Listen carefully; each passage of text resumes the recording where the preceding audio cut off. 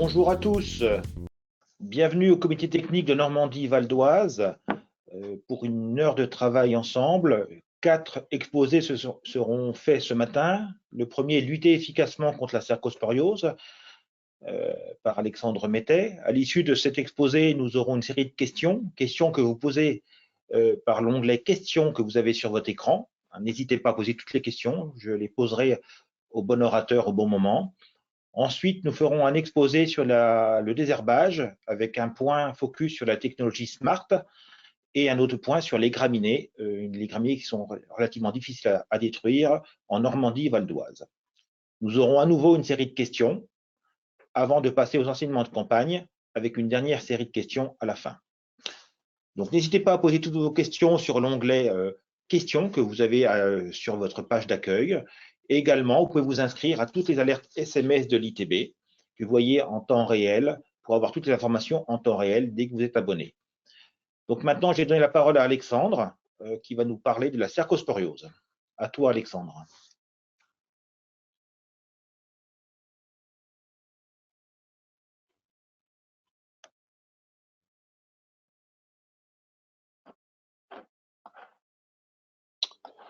Bien. Bonjour à tous, j'espère que vous m'entendez bien. Appuyez sur le bouton. Normalement, vous devriez avoir apparaître mon écran. Pas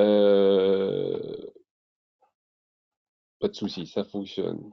En effet, je vais commencer cette réunion par évoquer le sujet de la cercosporiose. Je vais revenir notamment sur les différents leviers pour lutter efficacement contre cette maladie.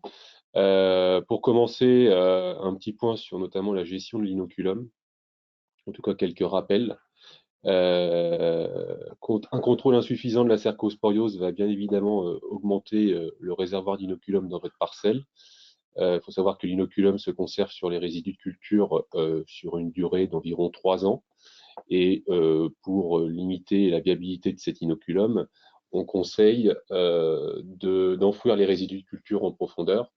Et le labour constitue, on va dire, la meilleure technique. Les déchets de déterrage constituent aussi un réservoir d'inoculum. Donc on évitera de constituer des silos de betteraves sur des parcelles qui recevront des betteraves en année N+1. L'idéal, c'est de pouvoir épandre ces déchets de déterrage sur la parcelle d'où proviennent les betteraves. Mais ce n'est pas forcément toujours possible, notamment quand on est dans des situations de récolte tardive. Donc le mieux, c'est d'isoler ces déchets de déterrage par rapport aux parcelles qui seront implantées l'année suivante, voire éventuellement de les bâcher. Alors le premier levier de gestion en ce qui concerne le risque cerco, c'est le choix variétal. Ça fait déjà quelques années qu'on vous le conseille. Je vous ai remis ici les indices cercosporiose pour les variétés rhizomanie confirmées, c'est-à-dire des variétés qui ont au minimum 2 années d'expérimentation. Et en fonction des différentes classes de sensibilité, vous avez une date de récolte préconisée dans l'objectif de limiter au maximum le développement de la cercosporiose à l'automne. Alors, quelques précisions ou rappels sur la compréhension de ces indices. Les variétés qui ont un indice inférieur à -1, ce sont des variétés très sensibles, en rouge. Les variétés entre -1 et 0 sont les variétés sensibles. Entre 0 et 1 sont les variétés peu sensibles. Et au-delà de 1, ce sont les variétés tolérantes, en vert. Donc les variétés très sensibles, en termes de date de récolte, on n'ira pas au-delà du 30 septembre. Pour les variétés sensibles, on pourra aller jusqu'au 15 octobre. Les peu sensibles pourront aller jusqu'au 1er novembre. Et pour les variétés tolérantes, alors on peut les faire à n'importe quelle date de récolte. Les variétés tolérantes, on peut les utiliser pour n'importe quelle date de récolte. Mais si on veut les valoriser au mieux, on les utilisera plutôt en récolte tardive, donc à partir du 15 octobre, et impérativement à partir du 1er novembre. On ne doit plus avoir de variétés non tolérantes après le 1er novembre. En ce qui concerne les nouveautés, donc là c'est la même présentation au niveau de l'histogramme et également des dates de récolte. Donc, on a deux nouveautés avec un bon niveau de tolérance, FD Équipe de chez Després et Hibou de chez Cess Vendera, donc qui arrivent sur le marché pour les semis 2024, et trois nouveautés avec un haut niveau de tolérance à la cercosporiose. On est sur des indices entre 4 et 5, donc deux bétacides, la BTS 2620 et la BTS 2030, et chez KWS, la variété Antonica. Donc ces variétés sont appelées Cerco Plus.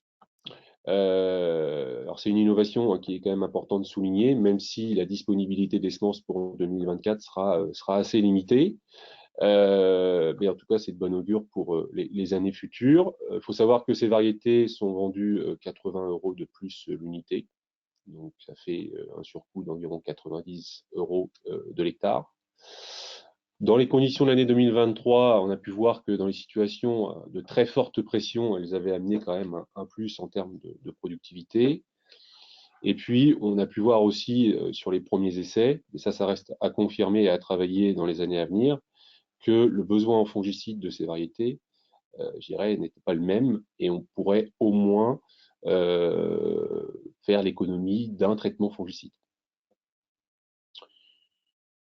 À préciser aussi qu'aujourd'hui, on n'a pas d'antagonisme entre variétés tolérantes et productivité. On a des variétés tolérantes qui sont productives, contrairement à ce qu'on peut avoir il y a 10-15 ans en arrière. Donc ça, je dirais que ça amène aussi un confort en termes d'utilisation. Alors, conséquences pratiques par rapport au choix variétal dans les conditions de l'année. Je vous ai remis ici les résultats d'un essai réalisé dans le Vexin à Guisonnier, dans une situation de forte pression, comme on a rarement eu dans ce secteur. Et j'ai remis les notes de gravité cercosporiose en récolte tardive au 10 novembre. Donc la gravité est exprimée en AUDPC. Donc la UDPC, ça correspond au niveau de gravité cercosporiose entre la date d'apparition de la maladie et la récolte. Donc là, en l'occurrence, le 10 novembre. Donc on a deux variétés, une variété sensible, une variété tolérante. Donc c'est des essais stratégie variété qu'on fait tous les ans. Donc marron, la variété sensible, en vert, la variété tolérante. Et puis quatre modalités de traitement, un témoin non traité, un fongicide, deux fongicides et trois fongicides. Alors les produits fongicides sont les mêmes, bien évidemment, sur les deux variétés, et les dates de traitement également sont les mêmes, parce que les seuils de traitement, les seuils d'intervention ont été atteints au même moment. À préciser aussi qu'une note importante de cercosporiose, d'AUDPC, excusez-moi, eh bien, signifie un mauvais contrôle de la maladie. Plus la note est faible, mieux on a contrôlé la cercosporiose. Ça, il fallait mieux le préciser dans la compréhension de la UDPC. Alors, on voit tout de suite que la variété tolérante nous permet un meilleur contrôle de la cercosporiose, quelles que soient les modalités. À chaque fois que je traite sur la variété tolérante, je diminue le niveau de gravité et de façon significative. Sur la variété sensible, eh bien, il y a un moment donné où j'ai beau multiplier les applications, je n'arrive plus à diminuer la gravité. Entre 2 et 3 fongicides, je n'ai pas d'écart significatif au niveau de la gravité cercosporiose. Conséquence sur le niveau de richesse en sucre des betteraves. Alors, on sait que la cercosporiose peut avoir un impact non négligeable sur la richesse en sucre, de par la destruction du bouquet foliaire. Donc là, c'est la même présentation, même graphique, même code couleur, même modalité. Je tiens à préciser qu'entre la variété sensible et la variété tolérante, en absence de maladie, on a le même niveau de richesse. Donc, elles ne sont pas différentes en absence de maladie.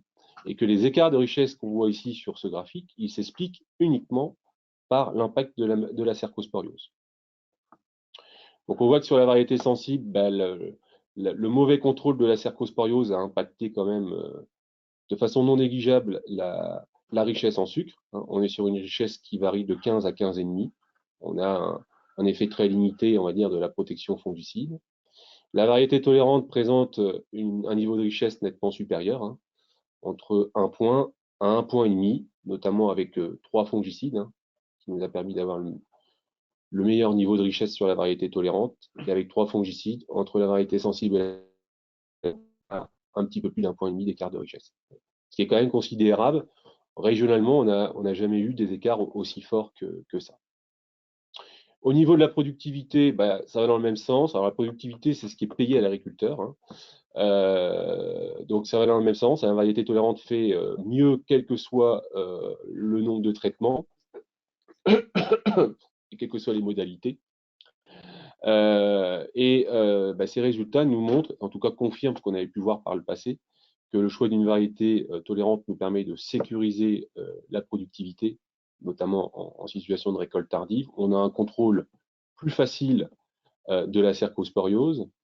Et dans les situations où j'aurais mal maîtrisé la maladie, ce qui peut arriver, je m'expose quand même à des pertes de productivité qui sont moins importantes avec une variété tolérante comparée à une variété sensible. Autre levier important, c'est le choix du produit ou des produits, choisir des produits performants pour maîtriser au mieux la cercosporiose. Donc là, je vous ai remis la performance des produits qui sont aujourd'hui commercialisés. Donc en vert, ce sont la performance des produits solo. Et en marron, c'est la performance des mélanges triazole avec de l'Aeron. Donc Aeron à la dose de 2,75 litres. Donc si on regarde les produits solo, on voit que le produit le plus performant dans la maîtrise de la cercosporiose, c'est l'Aeron SC. Donc l'Aeron, c'est un produit à base de cuivre, hein, sous forme oxychlorure et hydroxyde de cuivre. Donc je rappelle que c'est un produit qui est soumis à dérogation. Alors c'est vrai que le cuivre dans notre région, c'est une solution qu'on utilise encore relativement peu. Et compte tenu des performances notamment de l'Aeron, ben, c'est un produit qu'il faudra quand même prévoir dans vos programmes pour la prochaine campagne, ou tout du moins l'avoir à disposition dans votre local phyto, et on l'utilisera ainsi si besoin. Au niveau des triazoles, pas de révolution en soi, hein. Le Spiral, ça reste toujours le produit le plus performant. Ensuite, on a deux solutions qu'on pourrait aussi envisager au niveau utilisation, c'est les mélanges de deux triazoles, hein, Passerelle Timbal ou Bellanti Timbal. Un nouveau produit qui arrive sur le marché, qui est arrivé récemment sur le marché, c'est le Revistar XL. Alors, le Revistar, c'est une triazole et donc il y a deux familles, c'est une triazole et une SDHI. Bon, là, on voit que bah, la SDHI ne nous apporte pas un gain de performance, hein, sur la cercosporiose. Et comparé à notre référence spirale, bah, le Revistar est quand même en retrait. Trois solutions qu'on évitera d'utiliser en solo, la Mistar Gold, le Passerelle et le Timbal. Bon, je rappelle, hein, la Mistar Gold, hein, c'est un produit à base de triazole et de strobilurine. Et bah, concernant les strobilurines, on a aujourd'hui une résistance qui est quasi généralisée, hein, à tous les secteurs sur cercosporiose. Donc c'est pas le produit qui nous permettra de maîtriser cette maladie. Les mélanges triazole-cuivre bah, nous permettent d'obtenir la meilleure efficacité, hein, dans la maîtrise de la cercosporiose, comme on peut le voir ici. Alors, on voit qu'on est légèrement mieux qu'un Aeron SC solo, mais l'écart n'est pas non plus si énorme que ça, et on pourrait se poser la question de faire uniquement de l'Aeron, pour des raisons notamment économiques. Ça sera compliqué dans notre région, tout simplement parce que la cercosporiose n'a pas l'exclusivité des maladies.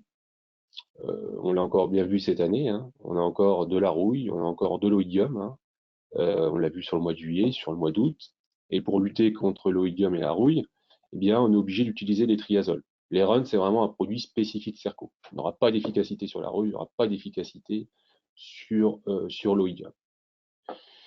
Donc le mélange triazole-cuivre nous permettra, alors d'une part, d'avoir une très bonne efficacité sur la cerco, et d'autre part, bah, de viser d'autres maladies qui sont encore présentes chez nous, notamment l'oïdium et la rouille. Donc d'avoir un spectre relativement large. Alors, concernant le positionnement de l'Aeron, dans les conditions de l'année 2023, là j'ai repris un essai de mes collègues du Loiret, dans une situation de récolte tardive au 12 novembre, avec 4 modalités, un témoin non traité, une modalité où on a fait 3 triazoles, spirale OT1, timbale passerelle OT2 et spirale OT3.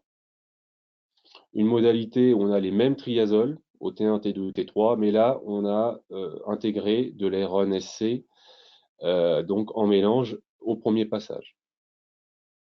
Et puis une modalité où on retrouve également les mêmes triazoles, mais là, on a fait 2 passages d'Aeron, OT1 et OT2. Alors, ce qu'on voit sur cet essai, c'est qu'avec un passage d'Aeron, donc OT1, on diminue légèrement le niveau de gravité par rapport à la modalité où il n'y a que des triazoles, mais c'est non significatif.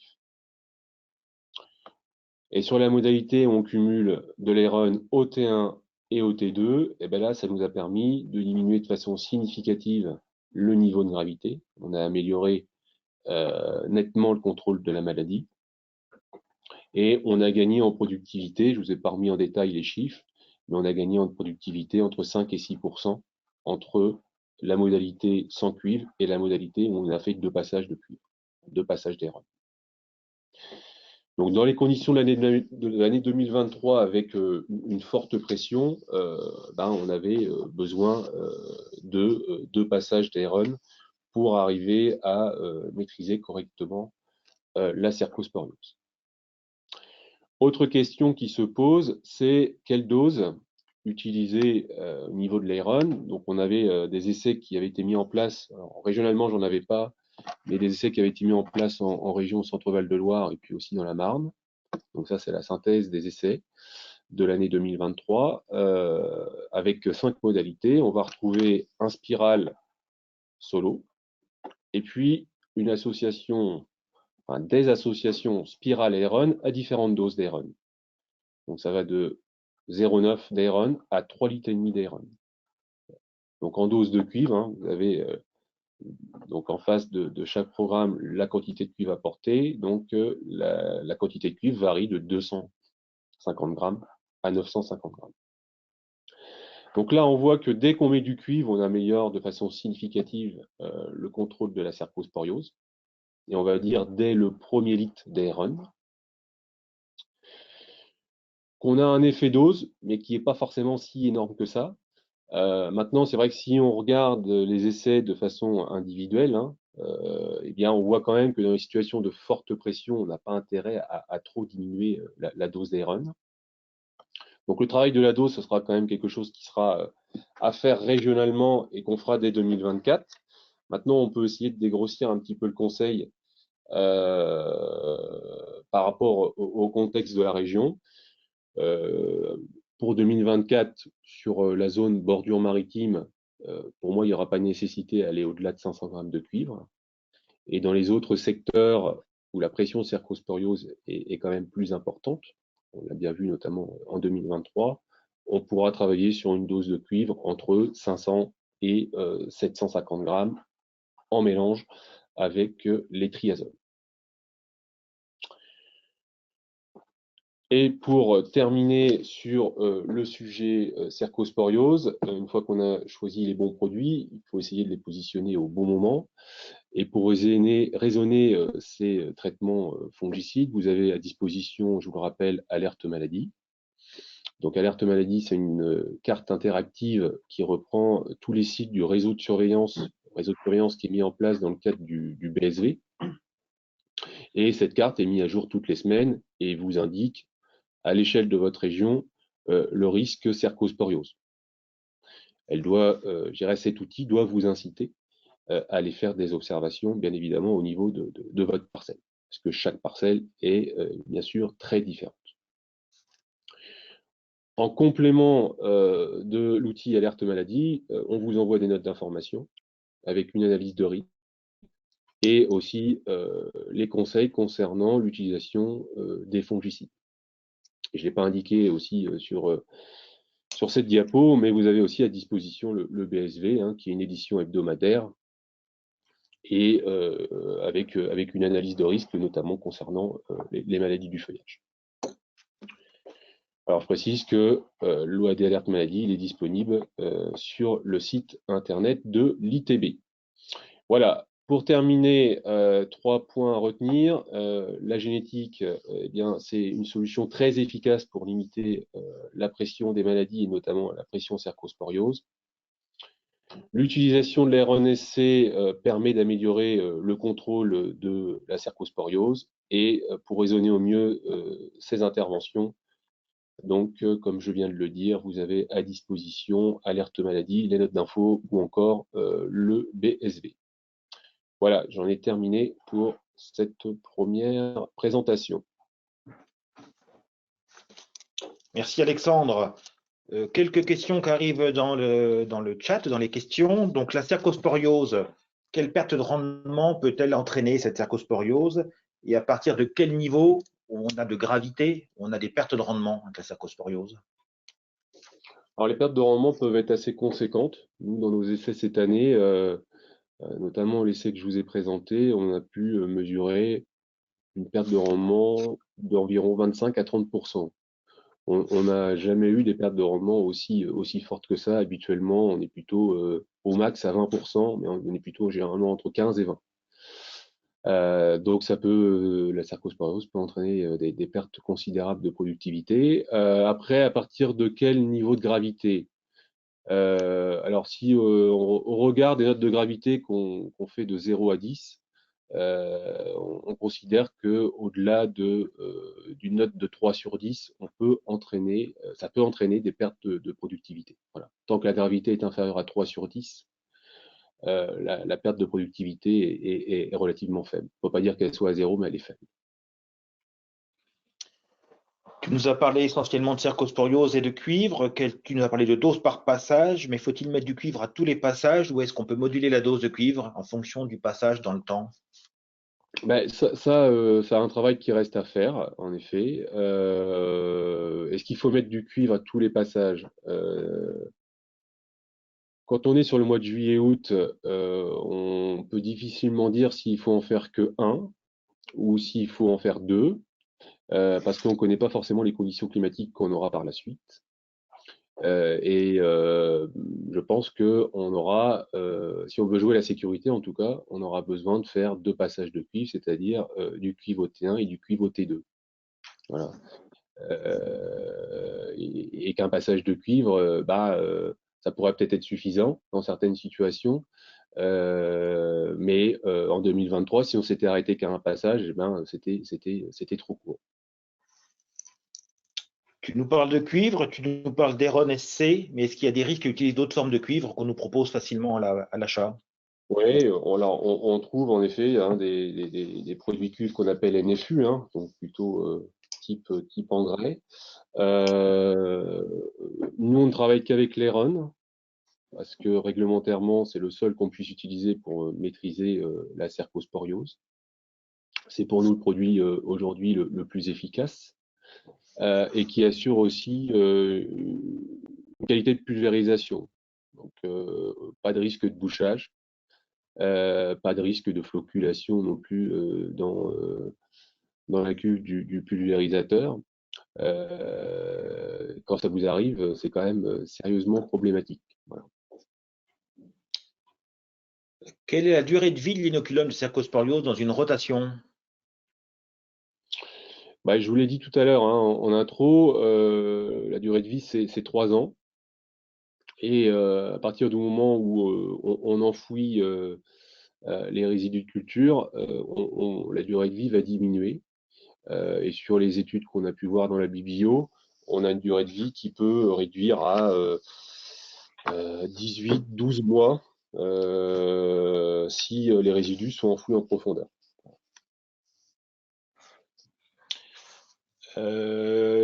J'ai encore deux questions. S'il n'y en a pas d'autres qui arrivent, je les relis. Jusqu'à quand traiter les fongicides en Normandie? Quelle date? On protège jusqu'au 15 septembre. Cette année, on vous a conseillé de faire un 3e traitement fongicide début septembre, ce qui est assez exceptionnel, notamment pour le 76. Ce qui peut arriver plus fréquemment dans les zones comme le Val d'Oise, comme l'Eure ou la Sarthe. Mais voilà, la date limite de protection, c'est le 15 septembre. On me pose une question sur le prix de l'Héron. Pourrais-tu nous donner un indicatif sur ce prix? C'est 12 euros du litre. Alors ça, c'est un prix, on pourrait peut-être trouver plus bas en culture, mais enfin voilà, c'est un prix que j'ai eu par la firme. Partir sur 12 euros du litre. Oui. Pardon, peut-être la dernière question avant de changer de chapitre. Tu nous as parlé de cercosporiose, de variété, de tolérance aux maladies, cercosporiose. Tu nous as dit qu'il fallait faire toujours un mélange de produits, triazole plus du cuivre pour lutter contre les maladies, mais les variétés, elles font que la cerco ou elles font tout, un peu d'autres maladies également? Comment avoir l'information? Au niveau tolérance, Oui. alors là, c'est vrai que j'ai parlé que Cerco. On évalue la sensibilité des variétés à toutes les maladies, donc à l'oïdium, la rouille. La ramulariose, c'est quand même plus rare, donc on n'a pas forcément beaucoup de résultats. Et on peut retrouver l'ensemble des résultats, notamment sur le cahier technique qui est publié entre autres dans le Betteravier français, mais qu'on peut retrouver aussi ces résultats sur notre site internet. Une dernière question qui arrive sur la cercosporiose, on va la poser. Y a-t-il différentes souches de cercosporiose? Oui, oui, on a différentes souches de cercosporiose. Ça peut varier d'une région à l'autre, même dans une même région, hein, on a des souches différentes de cercosporiose. Après, je ne sais pas ce qui était sous-entendu derrière ça. Ben, c'est la question, c'est tout. Si ces différentes souches existent, y a-t-il différents niveaux de gravité ou de méthodes de lutte? Méthode de lutte, non, c'est la même, parce que voilà, hein, on n'a qu'une méthode de lutte. Après, est-ce qu'on a des souches plus virulentes que d'autres? Oui, certainement.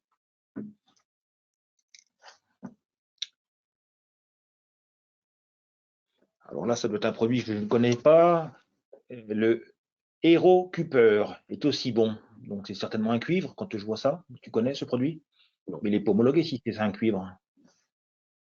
je ne connais pas ce cuivre. D'accord. On regardera, on vous reconnectera, on vous rappellera, monsieur, de votre question par rapport à ce produit-là, mais il n'est pas homologué de toute façon, donc on ne parle que de l'Héron essai dans nos préconisations. J'ai épuisé les questions, Alexandre, on peut continuer sur le chapitre des herbages. Et si je ne m'abuse, c'est moi qui commence Ouais. par les variétés Smart, la technologie Smart.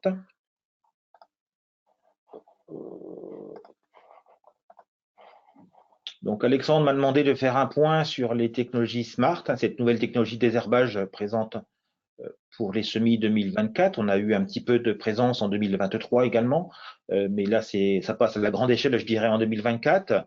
Si tu peux passer à la seconde slide, Alexandre, merci. Donc, pour vous exposer que cette technologie, il faut associer à tout prix une variété Smart. Donc, elles sont disponibles dans le catalogue, pas français, mais uniquement européen. Donc, l'accord interprofessionnel a ouvert cette parenthèse en 2022 pour pouvoir utiliser ces variétés, sous réserve qu'elles soient testées pendant au moins 1 an dans le réseau ITB SAS. Donc, vous retrouvez tous les résultats de ces variétés disponibles dans le betteravier français. On en parlera un tout petit peu plus tard. Et quand on utilise une variété Smart, on utilise également le produit Conviso One à 0,5 litres par hectare en double application, obligatoirement associé à des partenaires. Donc, comme vous voyez, avec un S. Donc, partenaire, c'est soit en nombre de produits ou de matières actives. C'est pour ça qu'on rajoute un S, des produits tout formulés ou des produits solo. Le Combison One, vous le voyez, c'est deux seules applications au lieu de 4, donc ça permet de réduire les IFT, hein, donc de passer de 4 4,5 à 2 environ pour les IFT, donc une simplification du herbage de betterave. Et dans ces deux matières actives, vous voyez qu'il y a une matière active qui est foliaire, hein, c'est l'activité foliaire que l'on voit dans le carré vert hein, pour le fluorosulfuron, et puis l'activité racinaire et foliaire pour la deuxième matière active. Donc cette technique nous permet de simplifier le désherbage puisqu'on passe que 2 fois. On traite également, si tu peux passer la slide suivante, on passe également sur des gramines, sur des dicotylédones qui sont relativement développés. On peut attendre le stade 2 feuilles des kénopodes, donc ça change. Jusqu'à maintenant, on vous demandait de traiter de manière systématique au point vert ou tout petit point vert, voire cotylédon des adventices. Là, on attend 2 feuilles. Pour le kénopode, c'est vraiment l'herbe qu'il faut regarder en priorité. Il ne faut surtout pas dépasser ce stade-là, hein, puisque si on dépasse ce stade de feuilles, on aura des problèmes d'efficacité. Donc, ce qui nous permet de décaler d'environ 8 à 10 jours ce premier traitement, hein, de Conviso One plus les partenaires plus de l'huile, et renouveler cette application environ 15 jours après, lorsqu'il y a des renouvelles relevées d'adventices, et toujours sans dépasser le stade de feuilles du kénopode. Donc, généralement, les deux passages, on les fait à 0,5 deux fois, c'est la préconisation, et les mêmes partenaires sont souvent utilisés. Donc, ces situations sont quand même à réserver pour les énervements extrêmes. Donc là, où on a des betteraves adventices, où on a eu pendant certaines périodes des rotations courtes, où on hérite des fois de betteraves adventices d'une parcelle que l'on reprend. Et également la présence de kénopodes et d'amarante, donc dans situations où l'IFT était souvent très élevé, avec un nombre de passages élevé, 5, 6, et également dans ces parcelles qui nous permettent de redonner du rendement, je dirais, du potentiel des betteraves à des parcelles très touchées par les betteraves adventices. Il y a quand même deux choses à faire très attention, notamment en Normandie et plutôt dans l'Eure, je crois, si je m'abuse, Alexandre, et tu nous en parleras tout à l'heure des graminées. Si on a des graminées résistantes aux ALS, il faut surtout ne pas faire cette technologie SMART, puisque les produits dans le Coviso One sont des ALS, automatiquement on aura les mêmes résistances. Donc pour s'assurer de cela, il faut faire un test Herbicecure pour voir le niveau de résistance qu'on a sur nos graminées. Donc ce test peut être fait un an avant, on n'est pas obligé de le faire juste avant les betteraves, pour être sûr de pouvoir commander les bonnes graines au bon moment à cette période de l'année pour vos futurs semis. Et puis une chose aussi, bien sûr, vous voyez, c'est en rouge, c'est systématique. Il faut éliminer les montées de ces variétés Smart systématiquement, puisque si on détruit les montées adventices, les betteraves adventices, on ne détruira pas par le produit les betteraves, bien sûr, qui montent dans cette technologie-là Smart. Si on change de slide, nous aurons les rendements de ces variétés. Donc, c'est le réseau ITBSA, comme je vous l'ai dit, 6 essais en 2023 qui sont regroupés devant nous. Donc, on teste ces variétés par rapport aux témoins, je dirais, normaux, rhizomanie et nématode. Ce sont les points marrons que vous voyez qui sont proches de la barre des 100 en productivité et en richesse. Tous les points verts, les points bleus, ce sont les variétés SMART. Donc, elles ont automatiquement le mot SMART dans leur nom. Hein, ce n'est pas qu'un nom de variété, il y a automatiquement le mot SMART qui a été rajouté. Et comme vous le voyez, nous avons déjà des Smart Rhizomanie, même SPR, mais vous n'êtes pas très concerné en Normandie, et des Smart Nématodes. Vous voyez très clairement que le niveau de rendement de variété Smart n'est pas au niveau des témoins. En moyenne, en 2023, nous sommes à 96% des témoins.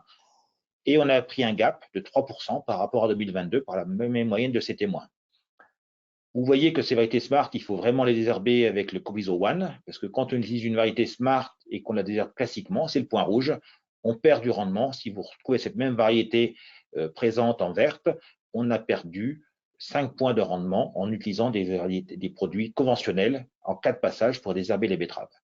Donc un point important, dès qu'on utilise des variétés Smart, bien entendu, on les repère bien dans son champ, dans ses champs, et on utilise cette technologie Smart et le Coviso One sur toute sa parcelle. Faire très attention, le produit est très volatile, donc faire très attention si vous avez des betteraves à côté ou d'autres cultures comme le pois, des embruns peuvent aller détruire les betteraves ou les pois, par exemple, à côté. Au niveau de ces variétés, on les teste aussi, si on change de slide, Alexandre, par avis des maladies foliaires. Donc là, on a fait un focus cette année sur la cercosporiose. Donc comme vous le voyez, nous avons déjà 2 variétés Smart, les traits verts, qui sont tolérantes à la cercosporiose. Donc, en fonction de vos risques, on peut déjà choisir ces variétés-là pour lutter contre la cercosporiose et faciliter l'application de fongicides par la suite. On a des variétés aussi très rouges, donc très sensibles, à vraiment privilégier pour les arrachages très précoces, ou même de ne pas les faire quand on a des risques de cercosporiose avérés importants dans votre situation. Donc voilà ce qu'on pouvait dire sur la technologie Smart. Maintenant, je te redonne la parole, Alexandre, pour continuer sur les graminées. On fera une série de questions à l'issue de la présentation d'Alexandre.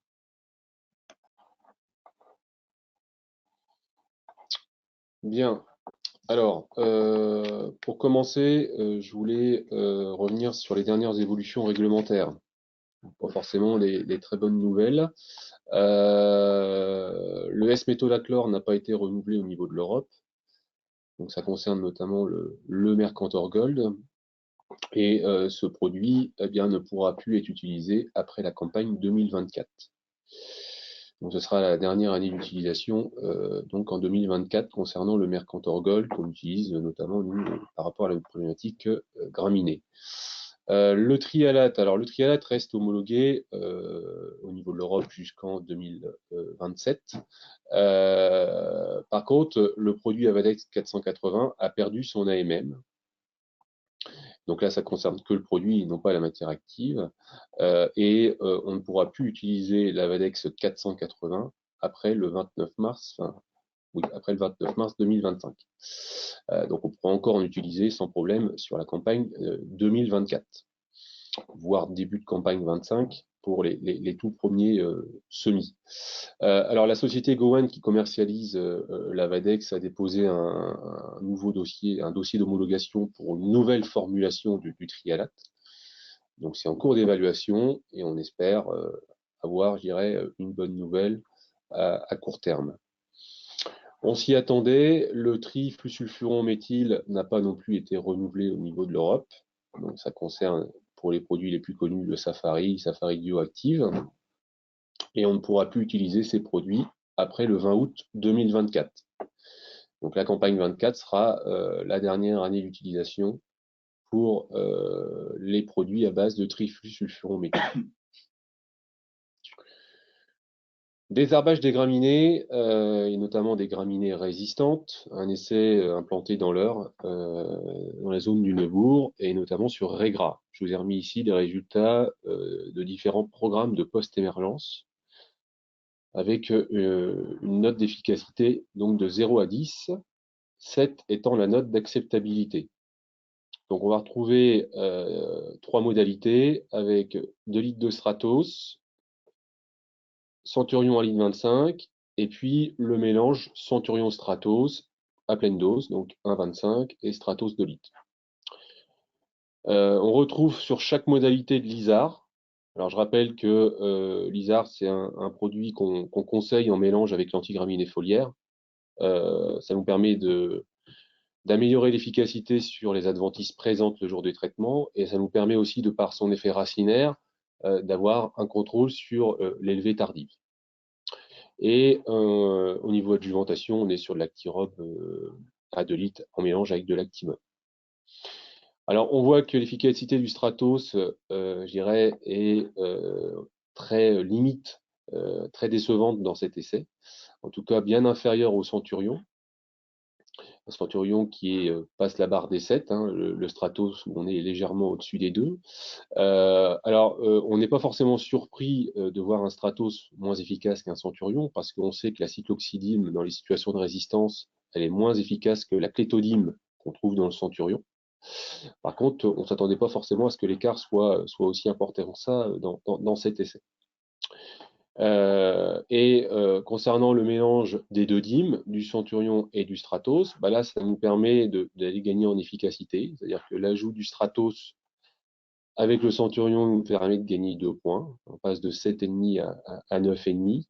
Alors, c'est 2 points qui coûtent quand même assez cher, hein, parce que 2 litres de Stratos, ça coûte 40 € de l'hectare. Mais dans certaines situations très infestées, je dirais que le mélange des deux dîmes à dose élevée peut être nécessaire. Alors, quand on mélange 2 produits, on pourrait avoir le réflexe de diminuer la dose. C'est parfois ce qui se passe dans les utilisations qu'on peut voir en pleine. C'est la chose à pas faire. Ça, c'est ce qu'on avait pu faire en 2019. Là, je vous ai remis les résultats d'un essai où on a le mélange Centurion Stratos à petite dose, hein, Centurion 0,75 et un Stratos à 0,8, comparativement à une pleine dose de Centurion. Et on voit que dans cet essai, le Centurion pleine dose nous permet d'avoir une meilleure efficacité que le mélange des deux dîmes à petite dose, et pour un coût, on va dire, équivalent. Résultat d'essai aussi en 2023 concernant l'efficacité de différents adjuvants.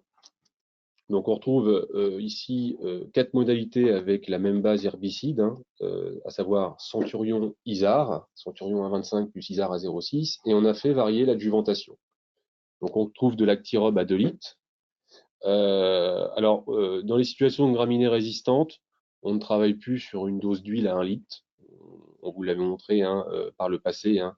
On a un gain d'efficacité en augmentant la dose d'huile.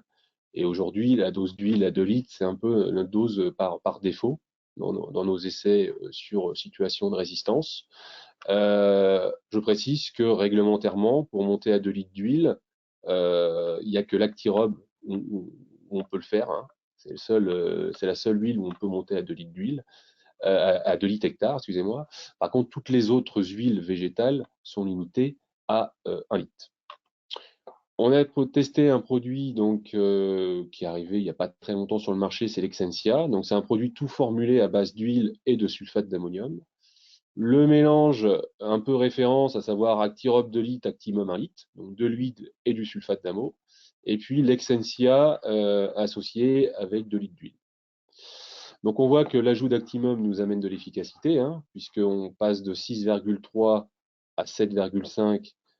Donc on a gagné un peu plus d'1 point d'efficacité en ajoutant de l'Actimum. Donc le sulfate d'amo, ça a un effet hygroscopique et puis ça a un effet aussi sur la dureté de l'eau, notamment si on utilise des eaux de réseau. L'Exensia à 0,75 fait moins bien que notre mélange Actirob Actimum. Et alors ça se comprend, hein, parce qu'à 0,75 d'Exensia, on amène moins d'huile que 2 litres d'Actirob et on amène moins de sulfate d'amo qu'1 litre d'Actimum. Donc l'Exensia, c'est un produit qui est homologué jusqu'à 1,5 litre, donc on a la possibilité d'augmenter la dose, mais très souvent, dans sa dose préconisée, sur le terrain, il sera entre 0,5 et 0,75. Et à cette dose-là, nous, dans notre situation avec des graminées résistantes, ce ne sera pas suffisant. Donc on a une modalité où on a ajouté 2 litres d'huile à l'Exensia, donc Exensia 0,75 et Actirob 2 litres. Et là, ça nous permet de gagner en efficacité. On a permis d'augmenter l'efficacité d'un peu plus d'1 point. Donc ça peut éventuellement être aussi une solution à envisager. Désherbage mécanique combiné. Alors c'est vrai que face à l'augmentation des populations de raigrats résistants, l'absence de nouveaux modes d'action, des évolutions réglementaires, on est quand même obligé de diversifier son désherbage. Et on a intégré cette année le désherbage mécanique sur un essai donc au niveau toujours dans la zone difficile, hein, du Neubourg, avec deux types de matériel, hein. La RC-Tri, donc c'était notamment une RC-Tri avec réglage des dents par ressort, hein, de marque Treffler. Il y a aussi d'autres marques, hein, qui commercialisent ce type de RC-Tri. Et puis on a également travaillé avec la vineuse. Donc l'objectif ici, c'était non pas de réduire ou de remplacer les herbicides par du mécanique, mais c'est de venir compléter les herbicides avec du mécanique, donc la RC-Tri et la bineuse. Donc 3 modalités. Une modalité uniquement avec du chimique. On a fait un Mercantor Gold en post-semi prélevé, suivi d'un Centurion Stratos. Les résultats sont exprimés en efficacité en pourcent, et là, sur cette modalité, on est à 77% d'efficacité. Donc une efficacité quand même, on va dire, pas satisfaisante. Une modalité, on a la même base herbicide, et on a fait un passage de RC-Tri le 26 mai. Et ce passage de RC-Tri nous a permis notamment d'aller chercher les tardifs de Régras. Et on a gagné en efficacité, un passe de 77 à 91%. Donc on a gagné 14% d'efficacité avec ce passage de RC-Tri. Et puis une modalité où on a toujours cette base chimique, Mercantor suivi d'un Centurion Stratos, un passage de RC-Tri le 26 mai, et puis un passage de bineuse le 31 mai, qui nous a permis d'aller chercher des régras relativement développés, hein. On le sait, hein, la bineuse, c'est un matériel efficace pour détruire des adventices développés, hein. Je vous ai mis ici une photo d'un régras plein talage au 31 mai, après le passage de la bineuse, 5 jours après, avec les conditions sèches et chaudes qu'on a eues à cette période, hein, eh bien, la plante était complètement détruite. Donc ce passage de bineuse nous a permis de progresser aussi en efficacité, puisqu'on passe de 91 à 99%. Donc c'est un essai qui est quand même plutôt intéressant, parce que ça nous a permis de passer d'une situation, on va dire, non satisfaisante à un contrôle très satisfaisant des raigrats. C'est des essais qu'on va poursuivre en 2024, et on verra si on arrive à reconduire ces résultats plutôt intéressants. Voilà. Pour terminer, donc 3 points à retenir concernant les aspects stratégiques graminées. Le mélange Centurion-Stratos, ça peut éventuellement s'envisager, mais attention à ne pas diminuer les doses. Et surtout, attention à ne pas diminuer la dose du Centurion, parce que c'est quand même lui qui va faire l'essentiel du boulot. La dose d'huile et le sulfate d'amo influencent directement l'efficacité des antigraminées. On l'a encore vu à travers les essais que j'ai pu vous montrer. Et le désherbage mécanique peut être une solution intéressante pour améliorer le contrôle des graminées. Voilà, j'en ai terminé pour cette présentation. Merci Alexandre. Donc, vous signalez que ce diaporama, ces exposés seront disponibles sur le site internet de l'ITB, sur YouTube, en début d'après-midi, je dirais, le temps de faire toute la synchronisation de tout cela. Et que nous sommes pratiquement 70 participants sur les 80 inscrits, donc on fait le plein par rapport à l'inscription. Deux questions plutôt. Tu nous parles de notes d'efficacité, mais quelle est la bonne note? À partir de quelle note on peut considérer qu'on est bon, qu'on n'a pas de perte de rendement? Ça revient souvent. On a eu un peu la même question tout à l'heure sur. Nous, la note d'acceptabilité, je l'ai dit tout à l'heure, c'est 7 sur 10. Donc 7 sur 10, si on veut la transformer en efficacité, en pourcentage d'efficacité, on arrive sur du 98-99% d'efficacité, quoi. Donc on peut considérer qu'à partir de 7 sur 10, on n'a pas de perte de rendement vis-à-vis de la présence des adventices. Une question mixte entre nos deux exposés, Alexandre, je vais te la poser, je compléterai si jamais. Est-il possible de faire une application d'Avidex en technologie smart? D'Avadex, tu veux dire? Avadex? Oui. Oui. Ah oui, tout à fait.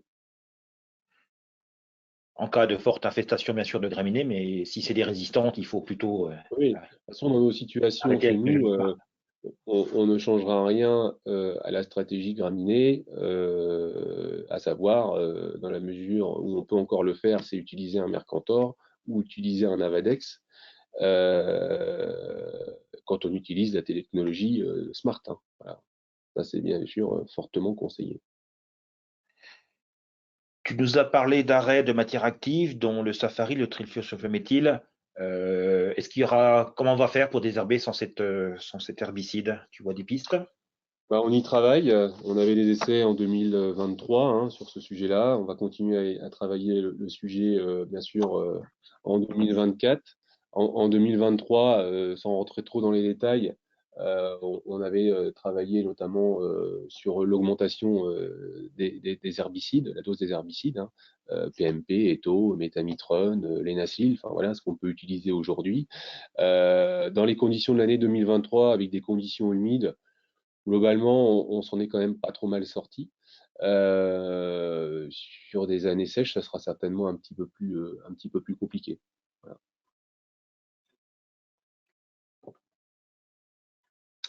Alors, une question qui arrive, je la lis en même temps. La gestion des graminées résistantes passera-t-elle par la rotation? Quelle précédence doit proscrire ou à prescrire? Quel précédent est à proscrire? Sont à proscrire ou à prescrire? La rotation, ça joue bien évidemment hein, dans la gestion des graminées. Ça fait partie des leviers agronomiques. Ça nous permet une rotation diversifiée, ça nous permet quand même d'avoir, je dirais, différents modes d'action utilisés. Donc, on limite la sélection des plantes résistantes. Les précédents, alors dans 80% des cas, nous c'est un précédent blé, hein, betterave. Alors précédent blé, parfois c'est quand même un peu compliqué parce que c'est vrai que nous, dans les blés, on a du mal à maîtriser les raigrins, on le voit bien. Quel autre précédent on pourrait envisager? Un précédent lin pourrait éventuellement s'envisager. C'est généralement un bon précédent, on le voit dans le pays de Caux, hein, ça se fait quand même assez fréquemment. Ça pourrait éventuellement être une solution. Tout le monde ne fait pas forcément du lin, mais ça pourrait être une solution. Merci Alexandre. On a épuisé les questions sur le désherbage. Donc, on va passer à ton dernier exposé, je crois, les essentiels de la campagne 2023. Allez, on est parti. On fera une nouvelle série de questions, bien sûr, s'il y en a à la suite de l'exposé.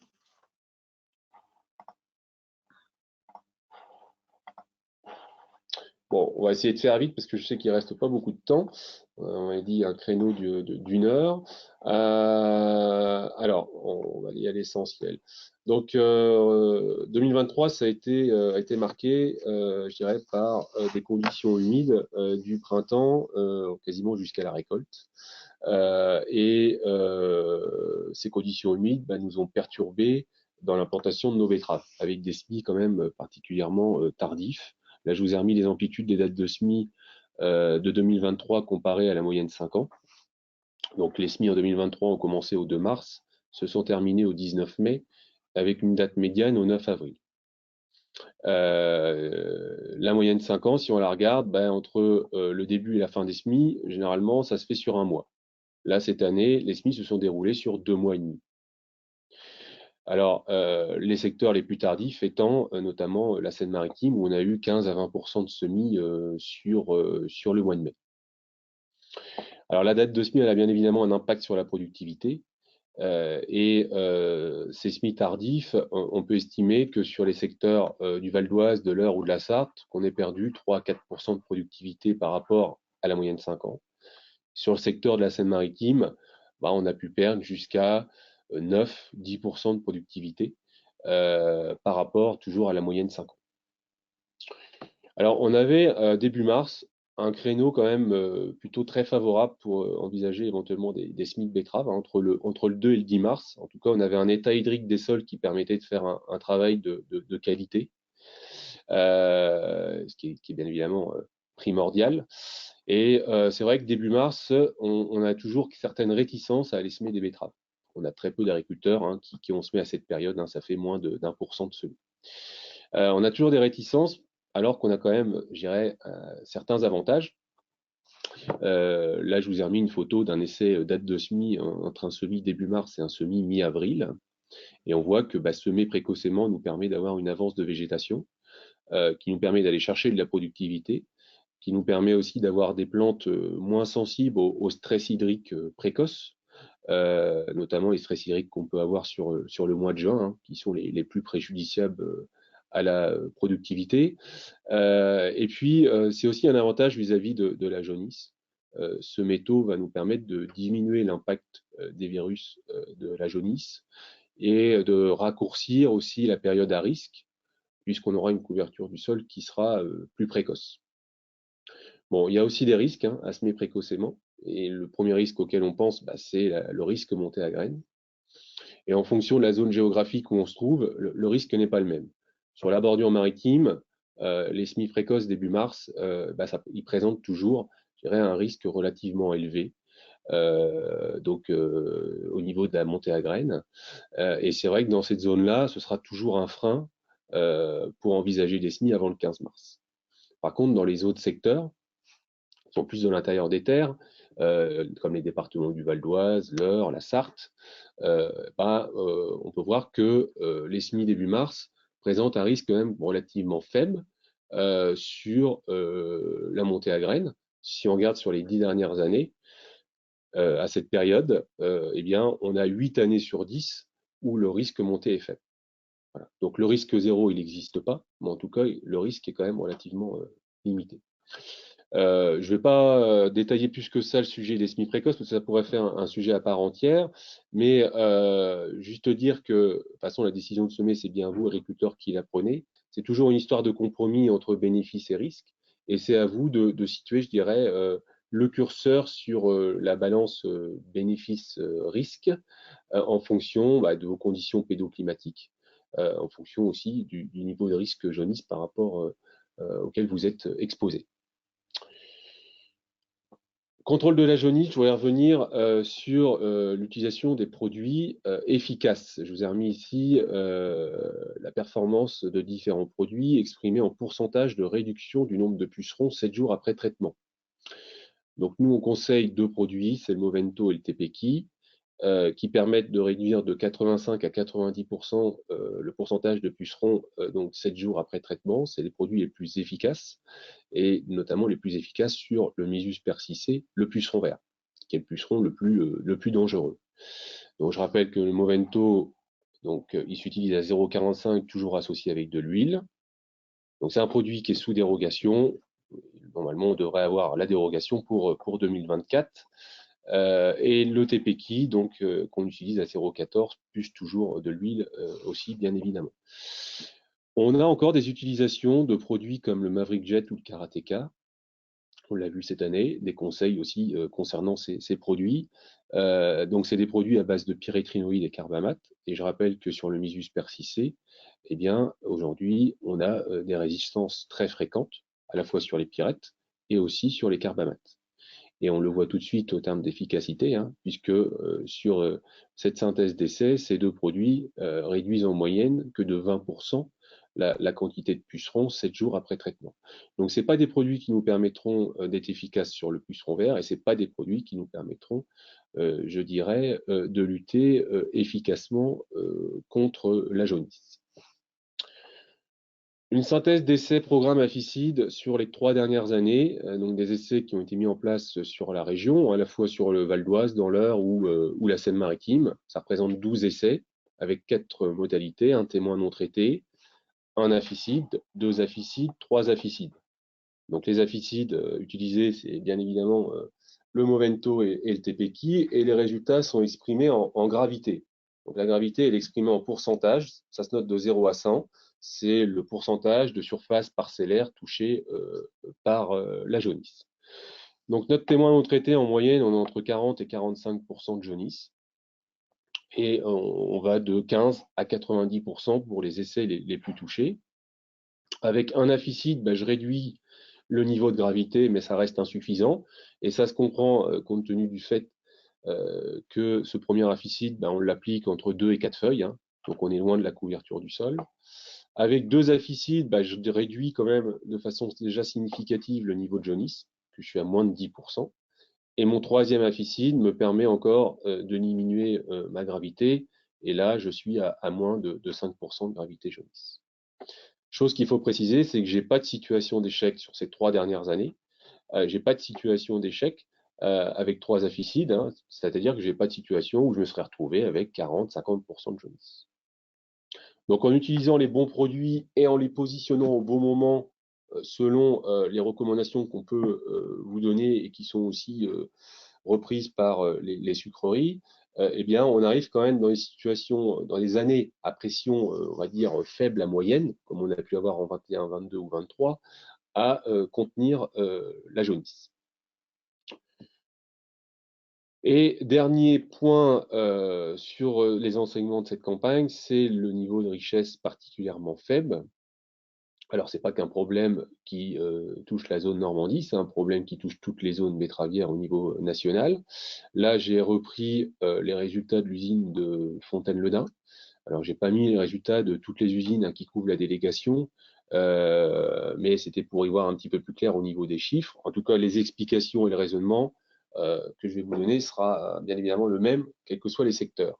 Donc, à Fontaine-le-Dain, on a fait un rendement sucre cette année de 13 tonnes 4, inférieur par rapport à la moyenne 5 ans, qui situe à 13 tonnes 9. On a un poids racine supérieur à ce qu'on peut faire en moyenne 5 ans, on est à 81 tonnes.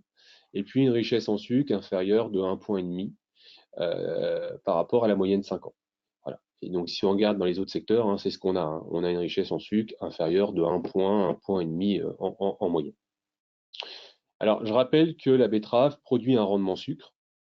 Ce rendement sucre peut être plus ou moins important en fonction de la date de semis, en fonction des facteurs biotiques et abiotiques que va subir la plante, et que pour un même rendement sucre, l'équilibre poids-racine-richesse va être fortement influencé par les conditions climatiques et notamment par la disponibilité en eau et aussi par la disponibilité en azote.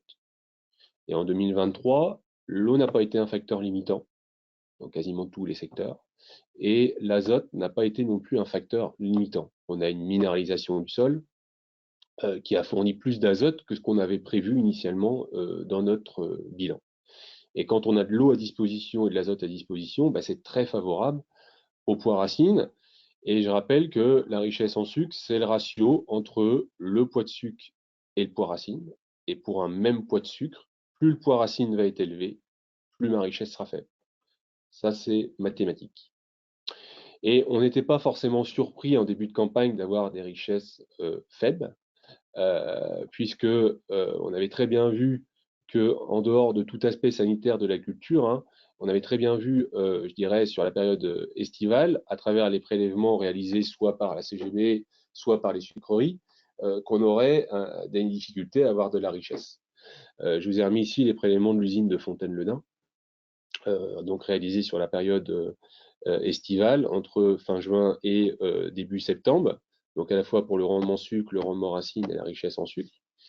Donc la moyenne 5 ans, c'est la courbe orange, et l'année 2023, c'est la courbe bleue. Donc on voit qu'au niveau du rendement sucre, 2023 est inférieur à la moyenne 5 ans, et qui s'explique quand même en grande partie sur ce secteur-là par le retard au niveau des semis. Ce qui est intéressant de voir, c'est que notre rendement sucre, il a évolué, je dirais, tout à fait normalement. On n'a pas eu de facteur limitant sur la période estivale qui fait que la plante aurait été perturbée dans son fonctionnement. On a un poids racine qui, lui, a fortement évolué. Fin juin, il nous manque 6-7 tonnes de racines. Et début septembre, on est 3-4 tonnes au-dessus de la moyenne 5 ans. Donc, une grosse évolution du poids racine favorisée par les conditions humides sur la période estivale, hein, et notamment aussi sur le mois d'août. Et puis, une richesse qui a évolué normalement, si on la compare par rapport, si on compare son évolution par rapport à la moyenne 5 ans, mais toujours avec au minimum 2 points de richesse en moins par rapport à ce qu'on peut avoir habituellement. Et on n'a jamais réussi à rejoindre, je dirais, la moyenne 5 ans, c'est-à-dire qui tend vers le 18 début septembre. Si on avait eu un poids racine qui avait évolué normalement, c'est-à-dire qui serait resté sous la moyenne 5 ans, on aurait eu des richesses en sucre qui auraient approché certainement les 18 en début de campagne. Bon, je reprécise des quantités d'eau qu'on a eues sur la période estivale, hein. Sur juillet-août, on a des secteurs qui ont reçu quand même 135 mm en juillet, 140 mm au mois d'août, hein, notamment dans le 76. Et puis en septembre, on a eu aussi quand même régulièrement des précipitations de 50 à 90 mm. Alors, on a eu aussi d'autres facteurs qui ont joué dans l'évolution de la richesse à l'automne, hein. Bon, je vous l'ai montré tout à l'heure, hein, dans la première présentation, hein. La cercosporiose, elle peut impacter fortement la richesse. Donc, je ne reviens pas dessus, mais on peut perdre facilement un point et demi de richesse en cas de mauvais contrôle de cette maladie. Et puis, un autre paramètre aussi qui a pu jouer, même si là, on a du mal à chiffrer ce que ça peut représenter en richesse, c'est l'effet négatif, on va dire, des températures nocturnes élevées, qui favorise la respiration cellulaire pendant la phase nocturne. Et quand la respiration cellulaire augmente, on augmente aussi, je dirais, la consommation du glucose, et ça vient au détriment de l'accumulation du sucre dans la plante. Et donc, c'est vrai que si on regarde les températures mini, notamment ici sur la station de Rouen-Beauce, on a, comparé à la moyenne 10 ans, un écart assez important, notamment sur le mois de septembre, mais aussi début octobre. Voilà. Donc ça a pu jouer aussi, je dirais, au détriment de la richesse en sucre à l'automne. Voilà, j'en ai terminé. Donc, 3 points à retenir. Début mars, des avantages à valoriser. En tout cas, je vous ai donné quelques éléments de réflexion pour peut-être faire évoluer les choses à l'avenir. Le contrôle de la jaunisse, donc attention aux produits qu'on utilise, utiliser des produits efficaces, intervenir au bon moment. Donc, je ne l'ai pas précisé tout à l'heure, mais je rappelle qu'il y a l'OAD alerte puceron, il y a les notes d'info, il y a le BSV aussi, hein, pour vous tenir au courant du risque puceron. Et puis des faibles richesses en 2023, hein, qu'on explique quand même en grande partie par la climatologie et également par la très forte pression cercosporiose qu'on a pu avoir dans certains secteurs. Voilà, j'ai terminé ma présentation. Merci Alexandre pour cette présentation sur le bilan de campagne. J'ai une question qui arrive sur la jaunisse. Tu nous as parlé d'afficide, mais y a-t-il d'autres moyens testés dans le cadre du pénéri pour limiter cette jaunisse? Alors, sans rentrer trop dans les détails de tout ce qu'on teste, le moyen le plus efficace aujourd'hui par rapport aux travaux qu'on a fait depuis 2021, c'est l'utilisation, on va dire, des plants de compagne. L'utilisation des plants de compagne nous permet de réduire de 35 à 40% la quantité de pucerons, et nous permet de réduire aussi d'environ à peu près la même chose en jaunisse, hein, c'est 35 à 40% la quantité de jaunisse. Voilà. Tu nous as parlé de richesse et donc d'impact de la pluviométrie et de la cercosporiose. Et tu nous as parlé d'azote, qui avait de la minéralisation supplémentaire. Tu l'estimes à combien ou comment tu peux nous dire ça? Qu'est-ce que tu peux nous en dire plus sur l'azote? Alors, on n'a pas de simulation précise par rapport à la minéralisation du sol. De ce que j'ai pu voir comme résultat par ailleurs, mais c'est vrai qu'on n'a pas tout à fait la même climatologie en Normandie que dans d'autres régions, donc il faut être prudent. De mémoire, de ce que j'ai pu voir, c'est des écarts de 10 à 40 points de plus au niveau minéralisation. Voilà. Sur la région Normandie, j'ai pas de résultat. Ok, Il y bah avait quoi d'autre écoute, dans ta moi, question là, Justin? Il y avait une autre question non, aussi, c'est hein, ça, par quel était rapport le à ça. niveau moyen, quel était le niveau d'azote supplémentaire fourni par minéralisation par rapport au bilan. Donc c'était ça, il n'y a pas de problème. Très bien. Non, j'ai épuisé les questions SM et les questions SMS, je veux dire, excusez-moi, les questions via le chat. Il nous reste à vous remercier pour votre participation. On voit qu'on arrive à la fin de la réunion, ça commence à décroître un petit peu la participation. Et puis vous donner rendez-vous l'année prochaine, là cette fois-ci normalement en présentiel, et vous souhaitez une bonne campagne betteravière 2024. Au revoir. Bonne journée.